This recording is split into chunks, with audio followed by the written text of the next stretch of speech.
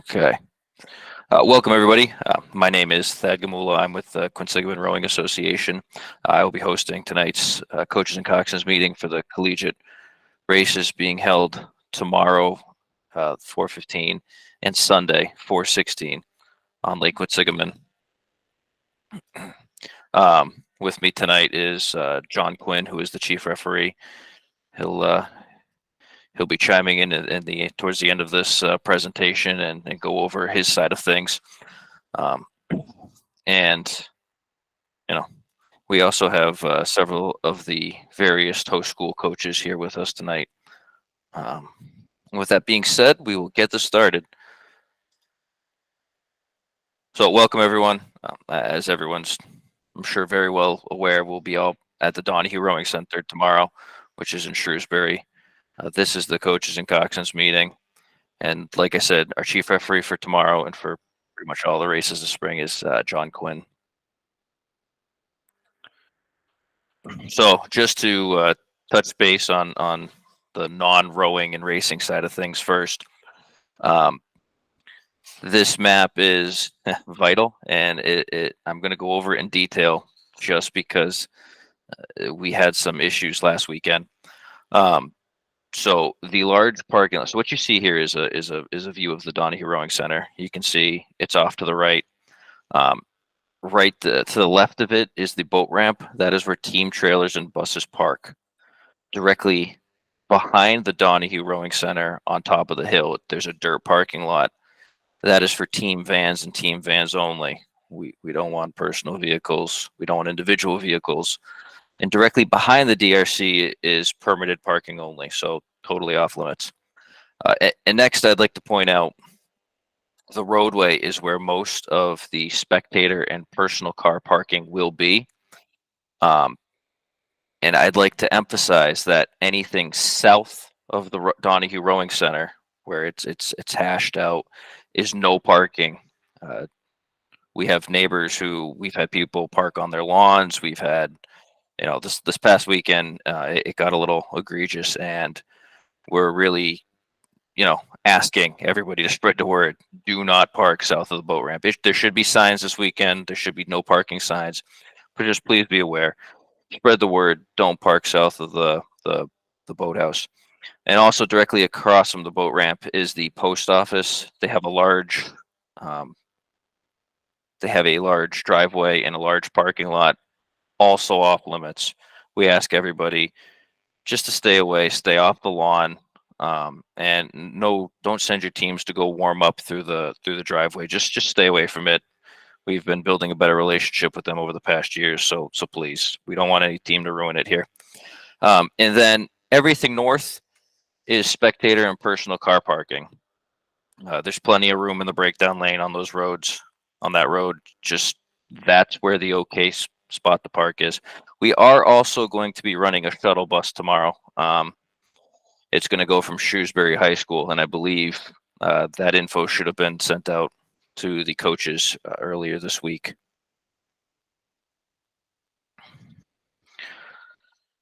All right, onto the rowing side of things.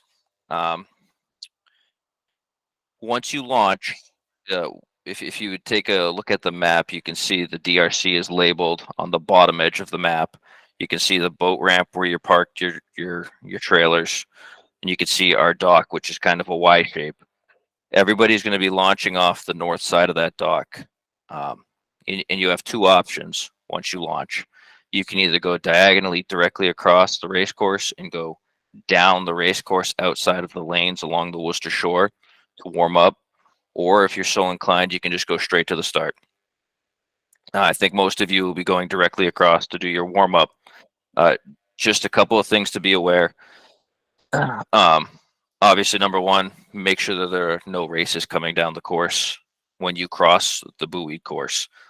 Just be aware, look up the course, make sure there's no races on the line. Just anything you can do to reduce the interference of a race, just stay away from it.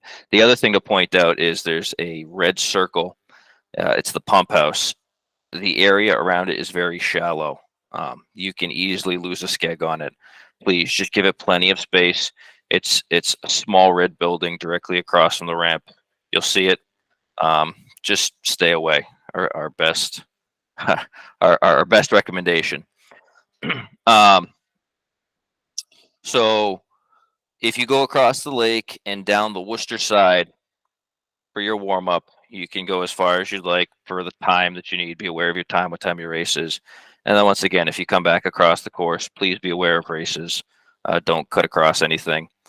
When you're traveling back up to the start along the Shrewsbury side, as you're passing the Donahue Rowing Center in the dock area, it is absolutely no pressure from Donahue all the way to the start.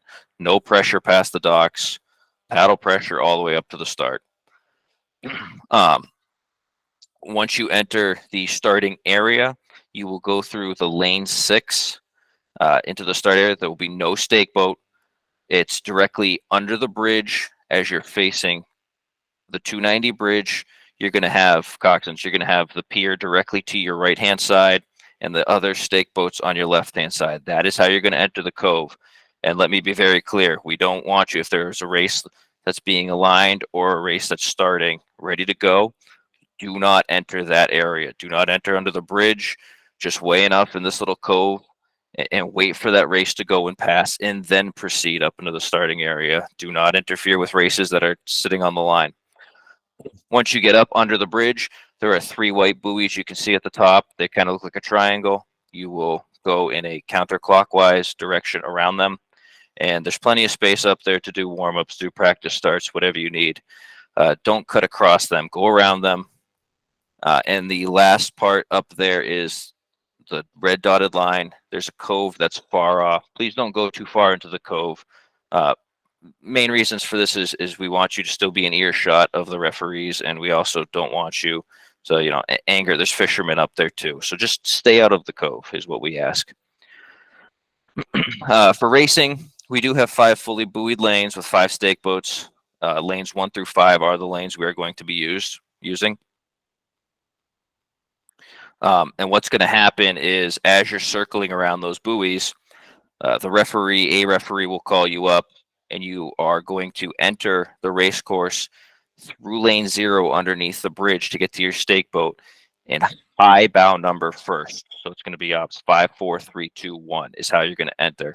Basically, what you're going to do is you're going to enter through lane 0, take several strokes past the stake boats. Be aware of what the wind's doing at the time, because that could adjust how you approach the stake boats. 90 degrees directly across, row directly across, and then turn in your lane and back down. Several things we ask is absolutely know your bow number. That's the important part. If you're lining up in high number first, you need to know your bow number. And we ask that you approach the stake boats inside the bridge. So do not go beyond the bridge, decide to turn around and back down. You'll be backing down for a while. You want to be as close as you can be without, you don't want to make it more difficult for yourself than you have to. So try to stay closer when you're backing down into your stake boats. And also, as you're turning from that lane 0, make the turn immediately. You don't want to make things difficult for yourself. um, and once you are all locked onto your stake boats, you can see the picture of the stake boats. The referees will pull you, and from here, actually, I'm going to pass it off to John Quinn, who will go over the method of the race. John? Oop, John, you are muted.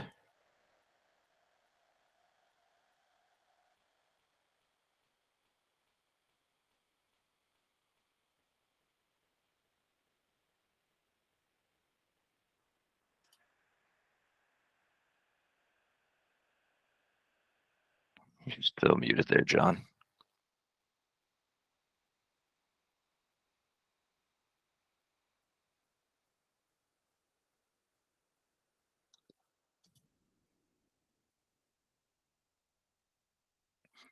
If you hit Control D, you should be able to unmute yourself.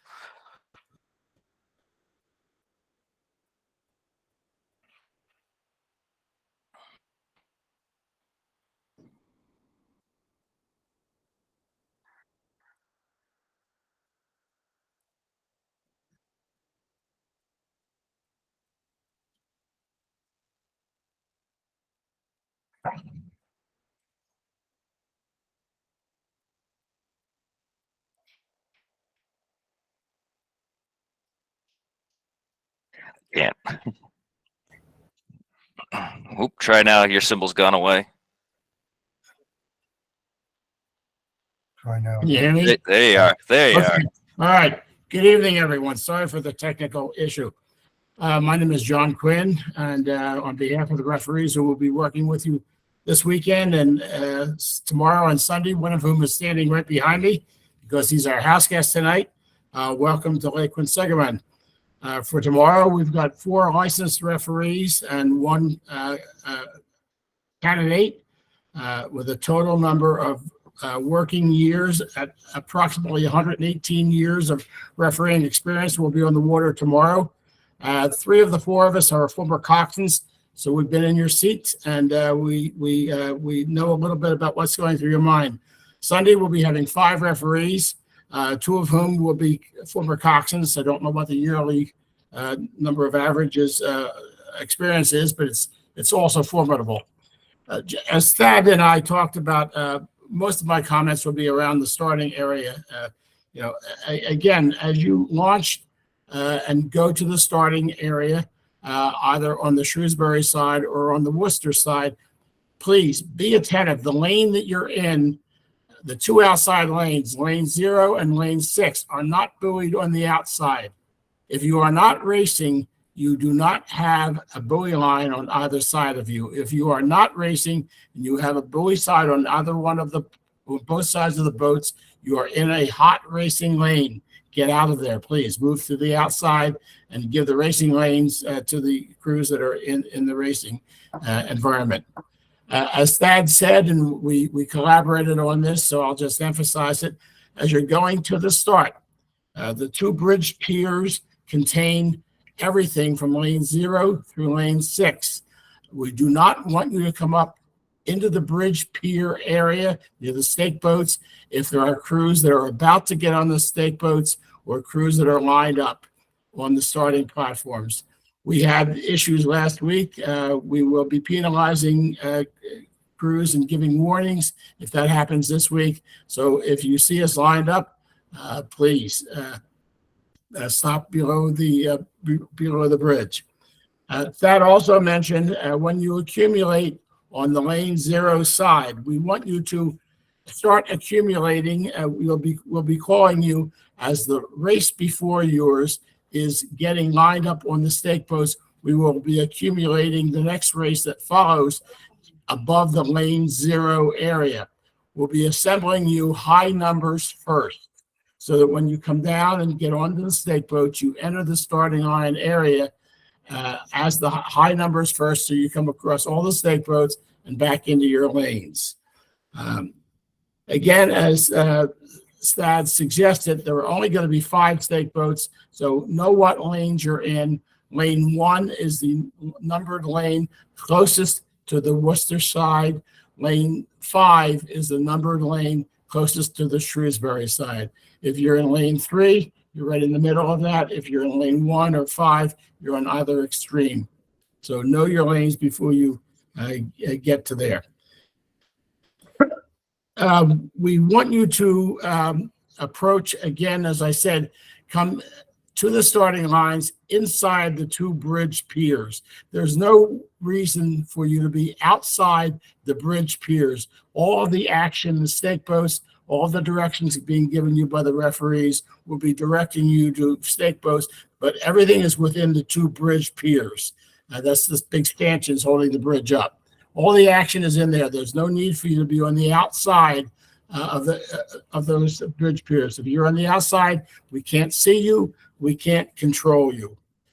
We want you to, when you get onto the stake boats, as Thad mentioned, come, as you can see it, this is a great shot. Come right down to approximately the bottom end of the bridge pier that you can see on the far shore, and stop at that point.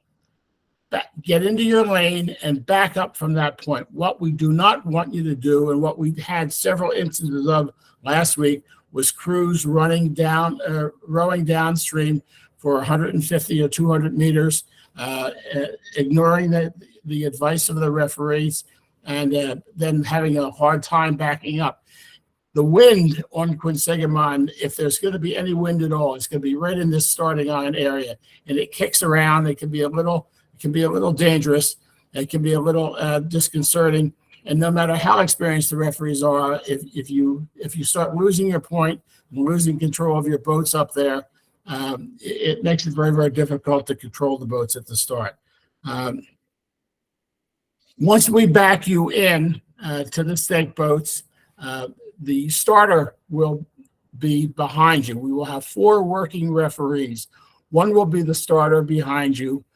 Then the judge at the start / aligner will be the person against the bridge pier on your starboard side. They will be talking. You will hear them in your right ear, and they'll be speaking not to you. They'll be speaking to the stake boat persons, and they'll say, lane 5, out 6 inches, lane 4, back 3 inches. You needn't do anything other than maintain your control of your boats. We ask at this point, please know what sculling the boat is. If you get on the stake boats, the stake boat holders have been instructed that if you get really aggressive and start pulling around without keeping the stern of the boat attached to the stake boats, just to leave you go, because we don't want you to pull them in the water. So if you're pulling around on one side of the boat, back down on the other side of the boat, and it will tend to keep the boats stern of the boat better into the stake boat areas. We will not presume that you want or need assistance. If you want or need assistance, please let us know before you get in trouble. Okay, it's much easier to correct and to bring you into alignment when you're only 3 or 4 strokes out than if you have to back up 50 yards. If we see that you're getting into a precarious situation, we might ask, we might casually inquire, but we will not just jump in automatically and start enforcing our will, because, again, it's your race to row and it's your race. You have to be attentive on how to get the crews lined up. We will align the boats very, very quickly. So as you get on the boats, get on the stake boats, there might only be 1 or 2 of you, but there'll be the judge at the start / aligner will be starting to work already and getting the crews into alignment. And our goal is to, as soon as we get the last of the crews in that race aligned and ready to go, we'll be ready to have the race started. That aligner judge at the start will hold a white flag in the area. It's not hold a white flag in the air. It's not assigned to you. It's assigned to the starter. The starter at that point in time, if everything's clear, will announce the crews. We will not be polling the crews. We do not expect a response. We will just merely be announcing the crew's name, and it'll go pretty quickly. Once they get done announcing, the commands are attention with a red flag, go. Okay. If it gets really tough to announce the crews and to take the time to announce the crews, we will go to a quick start. And a quick start, for example, last week, of all the races that we did, I only had to use a quick start on 2 occasions. But we will announce to the crews that are in that race that we'll say quick start, which means we will not be announcing the crews, but then it'll be quick start, attention, go, accompanied by a drop of a red flag. The course is very, very well marked. Once you leave the starting line area, the first 100 meters has red buoys around it. If anything breaks within that first 100 meters, stop rowing. Do not continue and then say at the finish, I broke my equipment 2 or 3 strokes into the race. You've got to stop rowing and put your hand in the air so that we know everything is under control, but there's something we have to attend to. We'll stop the race and then find out what's wrong and take the necessary steps. Broken equipment does not mean a jump slide, does not mean a crab, does not mean a bad start. Broken equipment means something breaks. Okay, if it is not broken when we stop the race, you will be assigned a penalty for having stopped the race and progress. Over the body of the course, The markings on the course are very, very accurate. Every 500 meters, there's a line of red buoys. At the 500-meter mark, which is right at the end of Donahue Rowing Center, there's a fence that will be on your port side. There's a fence, and that's approximately the 500-meter marker. The 1,000-meter marker is at the, you'll see a big pagoda, and a bunch of sailing docks. A pagoda, again, is sitting down right on the water side, and you can't miss it.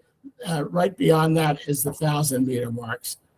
1,500-meter mark, there's will be a big culvert, a big sewer on your starboard shore, and that's the 1,500-meter mark, again accompanied by some red buoys, a red buoy all the way across.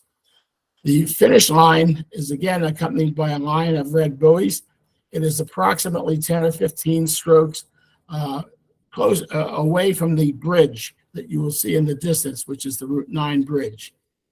So wait until you go through the bridge, through the buoys rather, and then you'll see a red flag on your starboard side. That is the finish line. You will both see and hear as the first crew goes across the finish line. The flag will come down, marking lane 1, marking place 1. The second place crew goes across, the flag will come up, and you'll hear a noise, and so on until all the crews are done. At the end of the race, the referee, she or he, will do nothing for just about 30 seconds until we make sure that you're okay. If there's anything wrong with anyone in the boat, if anything has gone wrong, anything, safety is always first in our mind. But if anything is wrong, get your hand in the air quickly and let us know. We'll attend to that first.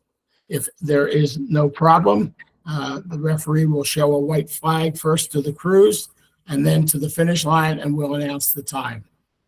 Over the body of the course, and I probably should have announced this a little bit earlier, but over the body of the course, it is your responsibility to steer the boat. Obviously, that's why you're there. The lanes are perfectly installed. They were beautiful last week. I have no reason to think that they've changed. They're wide, they're straight. If we see that you're about to interfere with someone to wash them or to crash into them, we'll hold a white flag in the air, call your crew name, and put a white flag in the direction we want you to go. Respond immediately, please. Respond immediately. Because we will not be doing that in preparation 4 or 5 strokes out. We'll be doing that as it has to be done. If at the end of the race you feel that your right to win the race has been compromised, put your hand in the air and ask to speak to the referee. And do that before she or he puts the white flag up, okay? Because we want to hear if there's an issue. The referee will tell you what she or he saw, and we'll try to resolve the issue at that point. If there is no resolution, other than the fact that we've got to take it into a jury process, we'll do that. We'll convene that jury and then hear that as we get further into the racing season, into the racing session. But it's going to be quick because we have scheduled races from up until about 12 o'clock, and we would have to do it on the fly.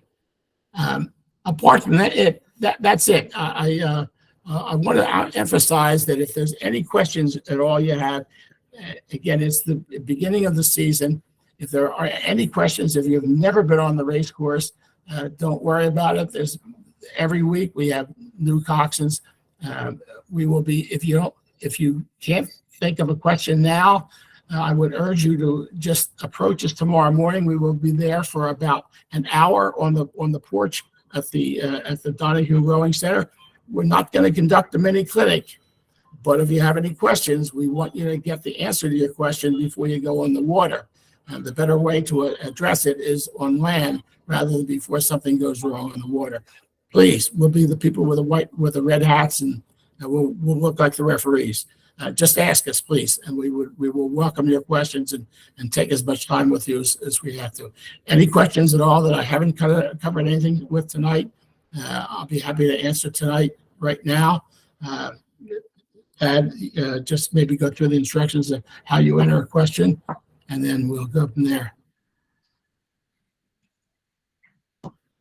Yeah, if same thing. If you can't think of anything right now, we've got 1 or 2 more slides, and then you can always type a question into the chat, and we can answer it. But if that's everything, John, we'll keep moving. Okay. Hold on, I do have a All quick question. Hi, Go ahead. Chris. Yeah, sorry. Just when you're talking about lining up, do you guys recognize hands? So like if a coxswain's raising their hand to fix their point, or no? When we start announcing, once we start announcing, we will not recognize the hands. Okay. We will try not to start to announce anyone while any crews are out of misalignment. That's why I mentioned the high number of coxswains that we have on the crew, on the referee crew tomorrow, because we've been in the seat. We know when a boat's lined. But what we don't want you to do is to sit there and think, oh my God, it's finally race time. If I keep my hand in the air, nothing will happen. At that point, we've got to talk over you and to be a little forceful. So we'll recognize hands to a certain point, after which, once we start the announcing process and the starting process, we will not. Or once we go into a quick start, we will not recognize hands. We will make sure all the boats are lined up, and once we say quick start, we will then proceed very quickly into the start of the race. Have I answered your question, Coxswain? You have, John. Thank you. I appreciate it. You're quite welcome. Anytime.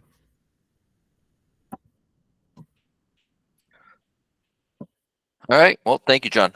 And just to echo John, I would echo him every time on this one. If you have any questions and you don't think of it by the end of this meeting, by all means, if it's tomorrow or if it's Sunday, go find a referee before the race. They will be meeting at the DRC. Like John said, they're easily recognizable, and ask them whatever question you have. They will absolutely answer it to the best of their ability. Okay, so next is it's just a little course time lapse just to go over what John gave marks for what the course is. This is obviously, there's no stake boats in place right here. You're starting kind of in the warm-up cove, but you will be starting directly under the bridge when you start, and I'm just going to play it. The DRC is appearing to the left. Like John said, just after it, right here is about the 500-meter mark. There's the gazebo John was talking about. Same thing, right about here is the 1,000. And the 1,500 actually has buoys in at this point in time, right in this video. So that will be your 1,500 meter. And then your finish is right before this blue bridge right there. And you will see off to the side the finish tower coxswains with the flag. And it's not like this video. It is fully buoyed at the time. At the time I took the video, it was not fully buoyed. Thad, one question. Go ahead. As Thad mentioned, there are 3 buoys in the warm-up area. Don't go straight back and forth. We want you to follow around the outside of the buoys. And as you get ready to take a racing piece, you've only got about 10 or 12 strokes until you have to weigh enough and then get a different direction. Before you start your racing piece, have your bow person turn around. Make sure there's nothing in front of you. It's a fairly tight warm-up area. The buoys are perfectly well laid out, but if someone forgets where they're going and starts going straight back and forth across the marked area, there's going to be a collision, and that's exactly what we don't want. Right. Yeah. Counterclockwise around those 3. They're very large. Around those buoys. Yep. Can't miss them. All right. After the race is finished, it's been made official by the referee. You're going to spin your boat towards the Shrewsbury shore. So coxswain will be to your left-hand side, port side, and make sure you are off the course before heading back north towards the DRC. Once again, you don't want to be in a buoyed lane. You kind of want to almost be away from the buoyed lanes to the best of your ability. You don't want to interrupt the race. Watch for oncoming races and stay away from the course. And the other thing is, if a race is coming down the course, please stop, wait for it to pass, then continue going up to the DRC. And we're going to be landing at the south end of the DRC docks. So you launch off the north, you land at the south. And please, no public urination. Porta potties are provided at the bottom of the boat ramp, and the clubhouse bathrooms are for local schools only. And with that, that's the end of the presentation. If anybody has any questions, by all means, please submit it by chat, and we'll answer them to the best of our ability. And a recording of this meeting will be on the Quinsigamond Rowing Association YouTube channel. As soon as it's done processing, I upload it immediately, and it should be there within an hour or two. And without that, I see no questions, no hands raised. John, anything else, or? Nope, I think we're set. We'll see you bright and Alrighty. early. Sounds good. We'll see you all Saturday and Sunday. Thank you for attending, and have a good evening. Okay. Thank you all. Thanks so much. Thank See you tomorrow.